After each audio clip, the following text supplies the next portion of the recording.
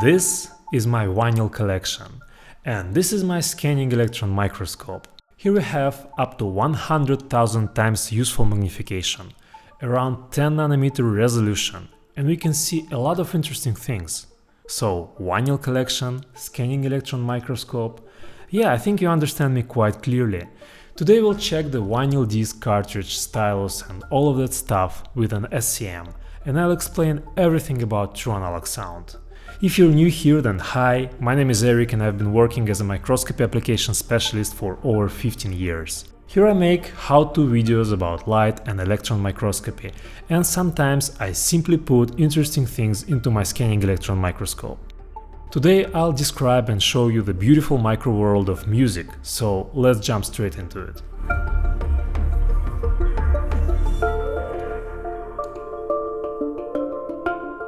Alright, first things first, let me show you both setups.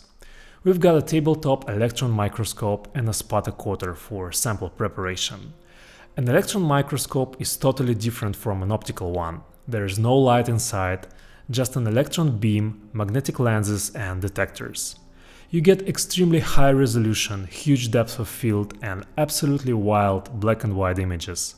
But all that electron magic comes with downsides. Non-conductive samples get charged. Magnetic samples deflect electron in weird directions, and the image starts warping space like some sci-fi glitch sometimes. But there are a couple solutions to solve these things. On the other side, we have a modern classic vinyl turntable with a nice Japanese cartridge. I removed the built-in phono preamp and added standalone one, and hooked everything up to my oldies but goodies monitor audio loudspeakers. Nothing special, but sounds pretty good. So I think it's not a secret that vinyl records have grooves, and those grooves carry stereo sound. You can find rare mono records too, and we'll get back to that later. Let's start by looking at the stylus under the microscope. I won't lie, when I was a kid I was curious about how it made sound, and I thought the stylus somehow split into two tiny needles, each scratching its own channel or something like that.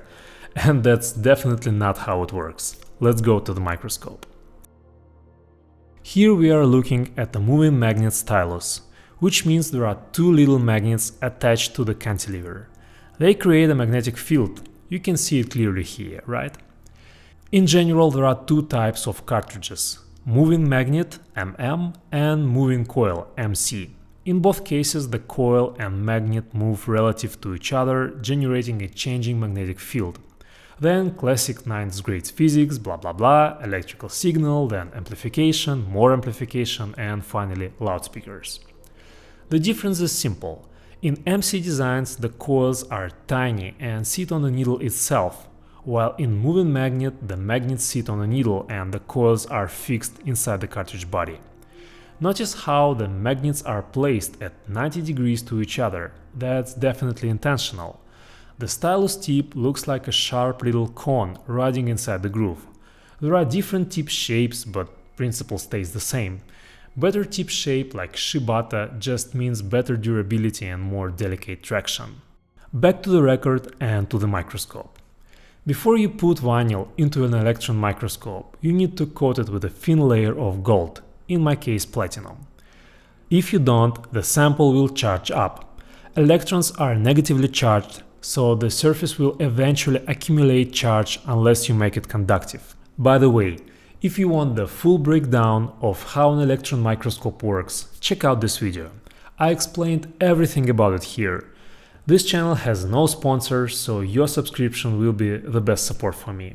Alright, this is a stereo groove. Honestly, it just looks beautiful, and if you want the high-res images, you can download them for free via link in the description.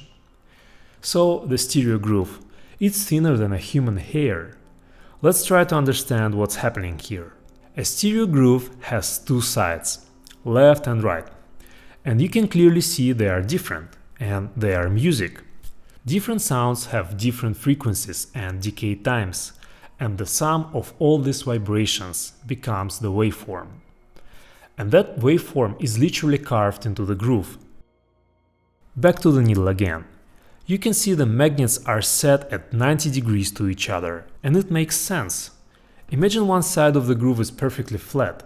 The needle will only move along one diagonal plane. The right coil won't generate any signal because there is no movement relative to it. So the right channel is encoded in the left side of the groove, and the left channel is on the right side. Of course, it's depending on the wiring inside the cartridge body. Mono record. The hardest part was to find one.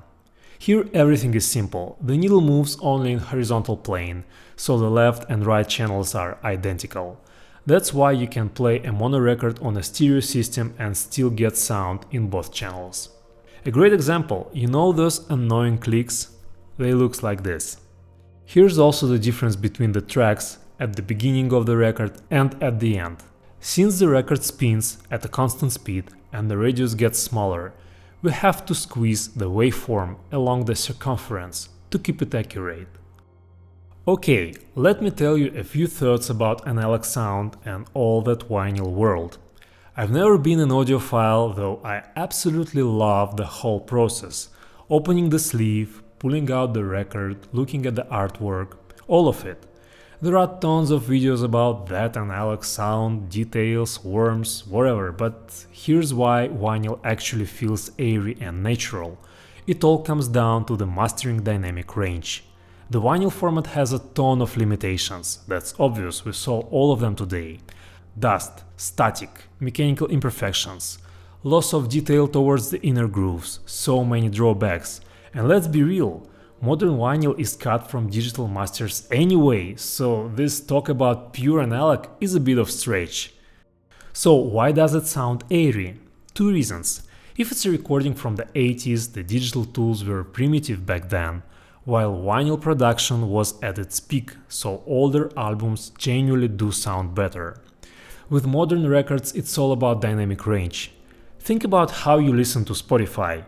Even if you set it to high res, you're probably in a car, running or on public transport, and there's a lot of background noise. So to make quiet details audible, streaming masters use heavily compression, which reduces the overall dynamic range. But you're probably not listening to vinyl in a car. So vinyl masters are tailored for quiet environments, which means wider dynamic range. You will be able to hear both the quietest overtones and the loudest riffs. That's where the airiness and naturalness come from. Not magic, there is no magic. High-res digital sampling rates are so high that it's not even worth discussing.